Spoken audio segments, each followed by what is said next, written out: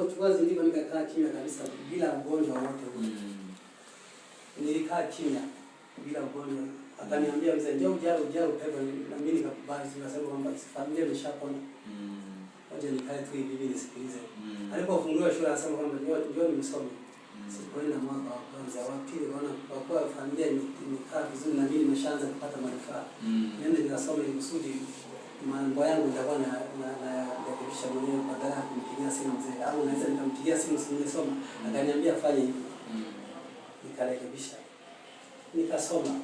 Nilipomaliza kusoma ndipo ikatokea hii kelele. Kelele hii kumbe watu wamepandikizwa na mwalimu Nyeshi. Unaona? Wamepandikizwa kupitia nani? Mwalimu Nyeshi. Kumbe wanachokifanya wakijui baadaye. Okay. Wanatumia madhaifu ya mtu mwingine na wewe ukawa mdhaifu. Sawa sawa.